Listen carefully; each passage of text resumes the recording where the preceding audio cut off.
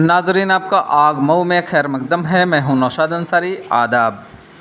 मऊ शहर के मिर्ज़ा हादीपुरा की बैंक ऑफ बड़ौदा ब्रांच के मैनेजर अपने दिगर स्टाफ के हमरा जामिया मिफ्ताहुल उलूम मऊ में पहुंचकर जामिया के मुहतमिम मौलाना उबैदुल्लाह मिफ्ताही से उनकी ऑफ़िस में मुलाकात करके टीचर्स डे के मौका पर उन्हें और सदरुल मुदर्रिसीन मौलाना अबू सुफियान मिफ्ताही को शाल पेश करके एजाज़ से सरफराज किया। इस मौके पर मैनेजर रुपेश सिंह ने कहा कि आज 5 सितंबर है और 5 सितंबर को पूरी दुनिया में टीचर्स डे मनाया जाता है। हम लोगों ने इस बात पर गौर व फिक्र किया कि हमारे शहर में जो भी मदारिस हैं, उनके जो भी नुज़मा या प्रिंसिपल हैं, उन्हें हम अपने बैंक की जानिब से एजाज़ से सरफराज करेंगे।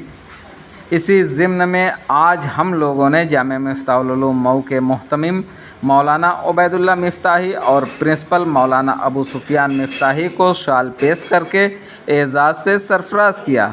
उन्होंने टीचरों की अहमियत व अफादियत और उनकी ज़िम्मेदारियों के बारे में भी गुफ्तगू करते हुए टीचरों से तलबा के तईं किसी भी तरह का इम्तियाज़ी सलूक न करने और उन्हें अपने बच्चों की तरह समझकर तालीम देने की तरगीब दी। आइए नाज़रीन, हम आपको पूरी तफसीलात दिखाते हैं और सुनाते हैं क्या कहते हैं मैनेजर और क्या कहते हैं नाज़िम आला मौलाना उबैदुल्लाह मिफ्ताही। आग न्यूज़ के लिए मऊ से ब्यूरो रिपोर्ट। मैं रुपेश सिंह, शाखा प्रबंधक बैंक ऑफ बड़ौदा मिर्ज़ा हादीपुरा से आया हूँ। आज जैसा कि 5 सितंबर है और वो शिक्षक दिवस के रूप में पूरे हमारे देश में मनाया जाता है। हम लोगों ने आज विचार किया कि जो हमारे नज़दीकी जो भी मदरसा हैं, तो उनके जो भी यहाँ प्रिंसिपल हैं, सम्मानित व्यक्ति हैं, उनको हम अपने बैंक की तरफ से उनको सम्मानित करें। और ऐसे में एक सवाल ये उठता है कि आज के इस दौर में भी टीचर्स डे आज मना रहे हैं, लेकिन एक टीचर के ज़रिए राजस्थान में इंद्र मेघवाल जो दलित लड़का था, उसको टीचर की पिटाई से मौत हो जाती है। तो ऐसे टीचरों के लिए आप क्या कहेंगे? देखिए, शिक्षक जो भी हैं, जो पढ़ाते हैं, उनको जो भी विद्यार्थी हैं, जो भी स्टूडेंट हैं, उनको अपने बच्चे की तरह उनको देखना चाहिए। जैसे उनके अपने बच्चे होते हैं, उसी की तरह से दूसरों के भी बच्चे होते हैं। तो मेरा यही कहना रहेगा कि भेदभाव न करें, सबको अपना बच्चा, चाहे वो अपना हो या किसी पराये का हो। अगर आप शिक्षक हैं तो बाकी भी शिक्षकों का सम्मान करें और किसी शिक्षक में इस तरह की घटनाएं करके बाकी भी जो शिक्षक हैं उनको, उनके नाम को कलंकित न करें। आज़ादी के 70 साल बाद इस तरीके की घटना होती है, छुआछूत के मामले को लेके पीटा जाता है, तो क्या समझते हैं कहाँ कमी रह गई कि टीचरों में ये कमी अभी पाई जा रही है? ये बहुत ही शर्मनाक है। ये सब चीज़ होना नहीं चाहिए। आज लगभग लोग शिक्षित हैं, शायद ही कोई अशिक्षित होगा, और इस समय अगर इस तरह की घटना अगर घटती है तो बहुत ही शर्मनाक है।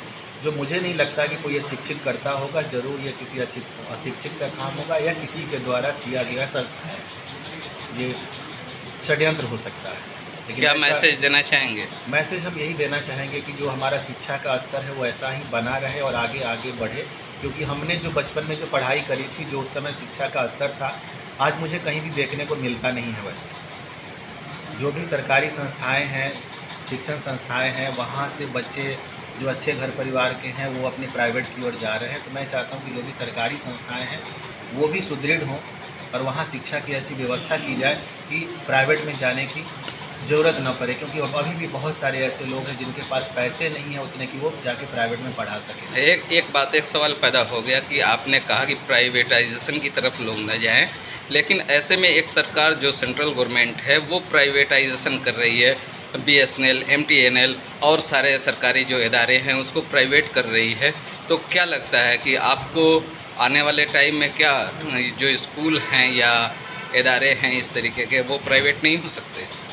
नहीं, प्राइवेट हो सकते हैं, बिल्कुल हो सकते हैं। मेरा ये कहना है कि कोई भी संस्था है, चाहे वो सरकारी हो या ये प्राइवेट हो, जो उनका दायित्व है, जो उनका कर्तव्य है, वो उसको करे। और सरकार जो भी प्राइवेटाइजेशन अगर कुछ कर रही है तो सरकार के पास ऐसी व्यवस्थाएं हैं, ऐसी उनके पास में नीतियां हैं, उन्होंने ज़रूर कुछ ना कुछ सोचा होगा देश के अच्छे भविष्य के लिए, इसलिए उन्होंने ऐसा कुछ किया होगा।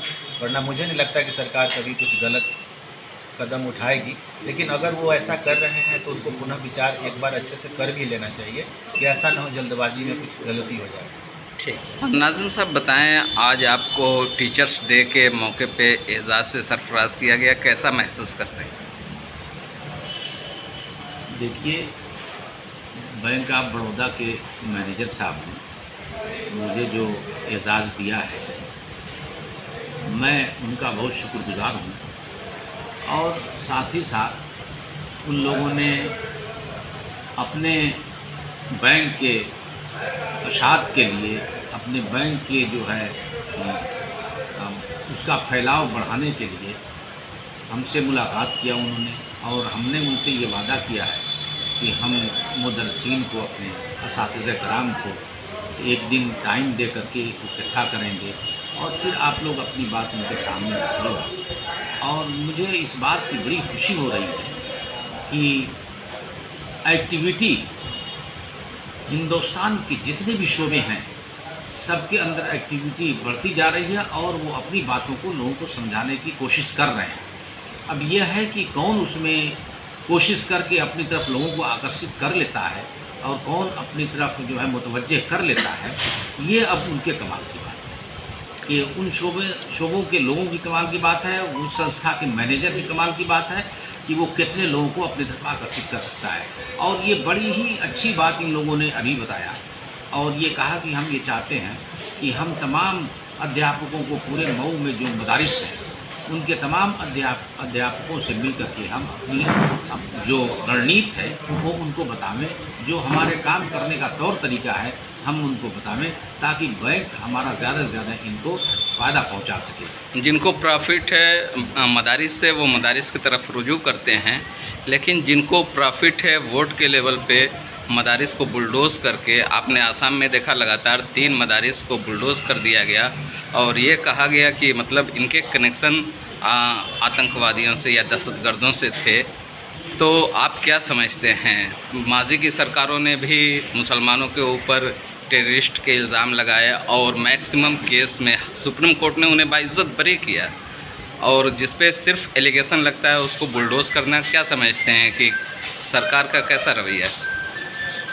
देखिए, ये बहुत हाई लेवल मामला है और मैं उसमें सिर्फ़ और सिर्फ यही कहना चाहता हूँ कि इसमें पूरी तहकीक करके तब कोई कार्रवाई करनी चाहिए, इसलिए कि ये हिंदुस्तान हमारा एक बहुत बड़ा प्रजातंत्र देश है और इसमें किसी शक की बुनियाद पर या किसी और वजह से हम किसी को प्रताड़ित नहीं कर सकते, किसी के ऊपर जो है इस तरह की कार्रवाई नहीं कर सकते जब तक कि उसकी तहकीक न करने और ये न पता चल जाए कि वाकई ये दोषी है। अगर दोषी है तो उसके ख़िलाफ़ कार्रवाई करना कोई मजायका नहीं, कोई हरज नहीं, लेकिन अगर वो दोषी नहीं है तो कम से कम एक बार इसको सोचना चाहिए कि जब कोर्ट ने उनको मुक्त कर दिया और कह दिया कि इनका दोष कुछ नहीं है, तो कम से कम एक बार इस बात की तहकीक कर लेनी चाहिए। जो भी इनकी संस्था है सरकार की, उसको तहकीक करके उस हिसाब से उस पर कार्रवाई करनी। कुल मिला के ये कहना चाहते हैं कि कोर्ट में सारे सिस्टम को फॉलो करना चाहिए और उसके बाद जो फैसला आए, और दूसरी ये कि डेमोलाइज करने का जो काम है ये कोर्ट के फैसले के बाद ही किसी तरीके का अमल में आना चाहिए। जी बिल्कुल, कुल कहने का मतलब यही है कि कोर्ट अगर ये फैसला सुना देती है कि नहीं ये गलत हैं, या ये सुना देती है कि नहीं इनके मकान को या इनके मदरसे को मुनहदिम कर दिया जाए, तो ऐसी सूरत में मुनहदिम करना उनका मुनासिब है। और जब तक कोर्ट नहीं इस फैसले करती, इसलिए कि हिंदुस्तान में अदलिया एक बहुत बड़ी चीज़ है और अदलिया जो है मेरे समझ से वो हमेशा जो है नाइंसाफ़ी नहीं करती, हमेशा हक़ का फैसला करती है। हाँ, इसलिए हम इस बात को फोकस कर रहे हैं कि उसका रीज़न है कि आपने देखा कि टेररिस्ट मामले में 15 साल 20 साल जो नौजवान अपनी पूरी ज़िंदगी बर्बाद कर दी है, उसके बाद उन्हें सुप्रीम कोर्ट ने बाइज्जत बरी किया। तो अगर आज उनके मदारिस तोड़ दिए जाते हैं, बाद में वो बाइज्जत बरी होते हैं, तो उनका अजाला कौन करेगा?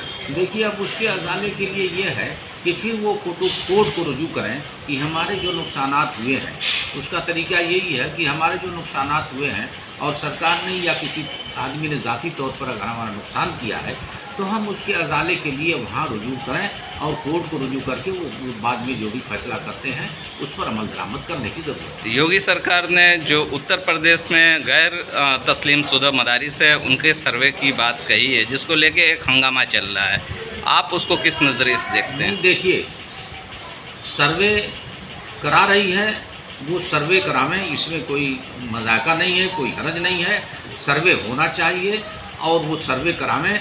लेकिन ये है कि वाकई बिला वजह किसी को परेशान न किया जाए, मदरसों का जो है सर्वे करावें, सारे मदरसों का सर्वे करावें, लेकिन बिला वजह उनको परेशान न किया जाए। हाँ, अगर कहीं त्रुटि है, लिखंत पढ़ंत में कोई कमी है तो उसकी दुरुस्तगी के आदेश भी किए जा सकते हैं। और अगर उनके अंदर कोई इस तरह की भावनाएं हैं कि वो देश में दंगा भड़काना चाहते हैं या वो आतंक फैलाना चाहते हैं, तो ऐसी सूरत में तो मैं ये नहीं कह सकता कि उनको माफ़ किया जा सकता है। लेकिन जो लोग सही हैं, मदरसे चला रहे हैं, कम से कम एक बार उनकी तरफ तवज्जो करने की ज़रूरत है। सरकार तवज्जो करे और देखे कि बहुत सारे ऐसे लोग हैं कि मदरसे जो चला रहे हैं वो सिर्फ इसलिए चला रहे हैं कि जो है हम अपने लड़कों को शिक्षित बनावें, अपने लड़कों को पढ़ा लिखा बनावें। और आज दुनिया में सबसे बड़ी दौलत अगर कोई हो सकती है तो शिक्षा ही हो सकती है, उसके अतिरिक्त कुछ नहीं हो सकता। दानिशवरान जो मुस्लिम दानिशवरान हैं वो कह रहे हैं कि एक तरीके से ये छोटी NRC है, जैसे आपने असदुद्दीन ओवैसी को भी सुना होगा, उनका भी ये मानना है कि छोटी NRC है। अगर उनको कराना है तालीमी इदारों का सर्वे तो एक तरफ से शिशु मंदिर, पाठशाला और जो मदरसे हैं जो गैर तस्लीम शुदा हैं, सबका एक तरफ से कराया, क्यों एक ही तबके को? नहीं, देखिए, आइन में जो हमारे आइन में आज़ादी के बाद से जो आइन लागू हुआ है उसमें सबके साथ एक सा बर्ताव करने का अधिकार दिया गया है। और यही नहीं बल्कि सब लोगों को, मुख्तलिफ मज़ाहिब के लोगों से को भी ये अधिकार दिया गया कि ये लोग अपने हिसाब से तालीम, शिक्षा, दीक्षा दे सकें और अपने एतबार से जो है शादी ब्याह भी करते रहें, अपने एतबार से रहन सहन भी करते रहें। लेकिन अब ये है कि अगर उसमें किसी का कोई ये कहता है कि नहीं हम ये सर्वे करेंगे, ये नहीं करेंगे, तो उसके अंदर वो कमी है।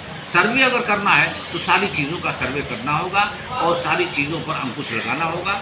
और अगर वो गैर अनियमितता उसमें बरती गई है तो बिल्कुल उसका दोषी वो है, और अगर वो अनियमितता नहीं बरती गई है, वो सही ढंग से सुचारू रूप से चल रहा है, तो बिल्कुल सही और दुरुस्त है। एक सवाल, आखिरी सवाल है कि हम आते हैं इसी टीचर्स डे पे, आप देख रहे हैं कि इतने साल हो गए, 70 साल हो गए अपने मुल्क में, 70 साल से ज़्यादा हो गए, और जो बच्चों के साथ इम्तियाजी सलूक किया जाता है, ज़ात बिरादरी की बुनियाद पे उनके साथ इस्तेहसाल किया जाता है, कहाँ कमी रह गई टीचरों में कि आज भी वो ज़ात बिरादरी और इस तरीके के जो फंदे हैं उससे बाहर नहीं निकल पाए? देखिए, अव्वलन तो टीचरों के अंदर इस तरह की भावना नहीं होनी चाहिए। टीचर जो होता है वो एक तरह का बाप होता है, जैसे माँ बाप परवरिश करते हैं बच्चों की, उसी तरह से वो तरबियत करता है बच्चों की टीचर। उसके अंदर इस तरह की भावना नहीं होनी चाहिए, और अगर इस तरह की भावना उसके अंदर है तो ये उसके अंदर अवगुण है, वो गुण नहीं है जो शिक्षा का गुण होना चाहिए।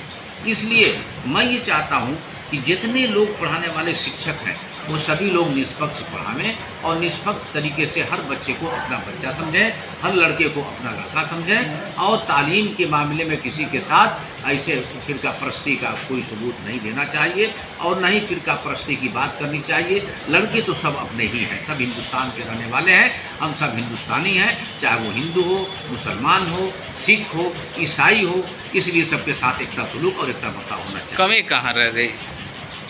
कमी ये रह गई कि अगर कोई ये सोच रहा है कि हम फला बिरादरी से ताल्लुक़ रखते हैं या हम हिंदू हैं, हम मुसलमान हैं, तो उसको अपने दिमाग से ये बात को निकाल देनी चाहिए। और इसलिए कि अब भी हिंदुस्तान में सेकुलर लोग हैं जो ये चाहते हैं कि कभी जो है किसी तरह की कोई बात ना हो, सब लोग मिलजुल के एक साथ रहें। मैसेज क्या देना चाहते हैं? मैसेज ये देना चाहिए कि हम हिंदुस्तानी हैं और हम हिंदुस्तान के रहने वाले नागरिक हैं।